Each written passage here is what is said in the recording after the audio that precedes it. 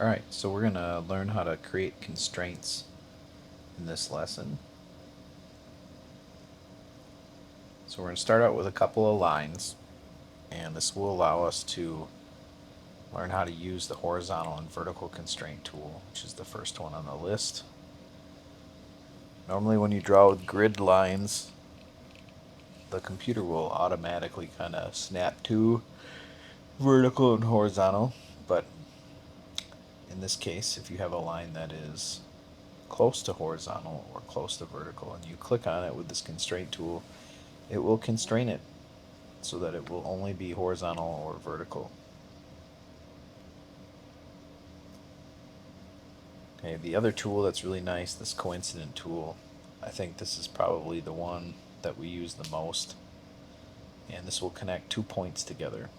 So if you select that constraint and you click on both ends, the lines will be stuck together inside that constraint.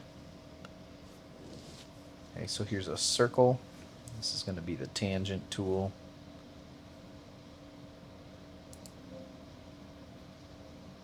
And this kind of shows you how you can tangent a line to a circle. Yeah, that one wasn't quite working the way I wanted to, so I'm going to make this a little bigger, get it closer to where I want it to end up.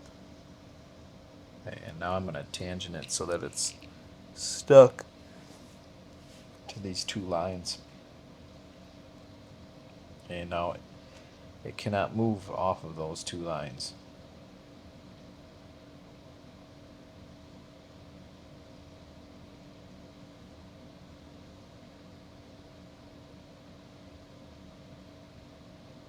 And now this next one has to do with lines that aren't the same size.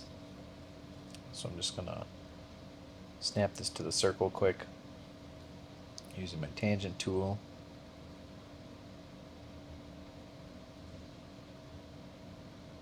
And let's say you have lines that are two different lengths, but you want them to move with each other, essentially, or follow one dimension and then the other would adjust. So this makes the lines equal to each other. And then notice if I change the dimension. Okay, so click on top, click on bottom, makes it equal. And it always goes to the longer of the two lines on the constraint. Okay, but notice now if I move that line, the other one moves with it. So if you set a dimension or you snapped it to another line, that line would also come along with.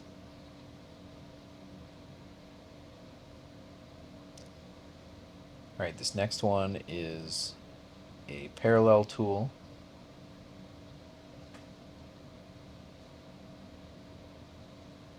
And I just want to make this line that I just drew parallel to the opposite side of the circle there.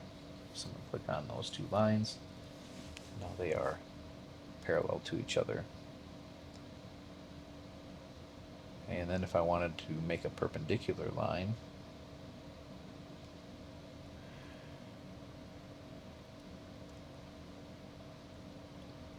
so see I have this line here, I'm going to select perpendicular, and I'll click on one line, click on the other, and then it snaps to perpendicular.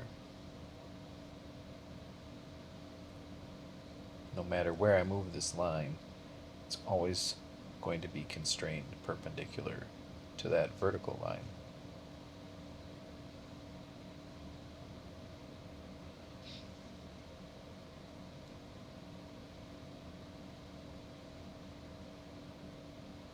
Alright, so this next one is called fixing. Okay, so fix, when you select it, makes the circle have a green line. So you know that that's fixed. Okay, and then if I wanted to line up a bunch of circles so that all the centers were concentric to each other, and this works really good with something like a bolt and the head of the bolt, if you want to have an inset hole to kind of hide the bolt off the surface. Okay.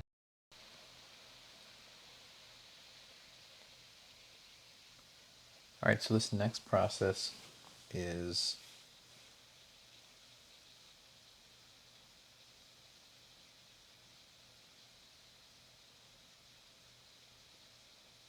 trying to find the midpoint. So midpoint in this rectangle, if I use that midpoint tool, I'm just going to click on the end of one of the lines and then the edge of the rectangle. Notice now, no matter how I manipulate the rectangle, the midpoint is always stuck in the midpoint.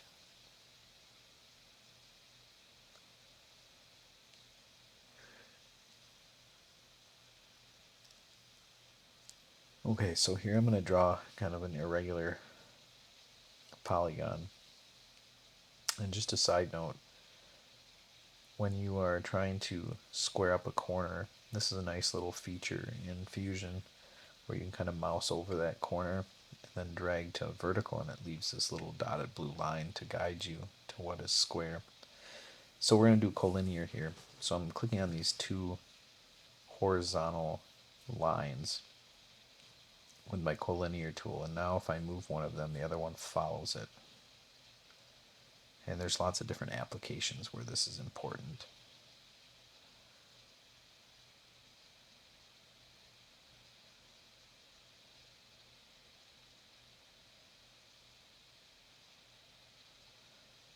Alright, and those are pretty much all of the tools that we would use in terms of constraints. And now we're going to get started on our slot. And we'll use all the constraints in the next video.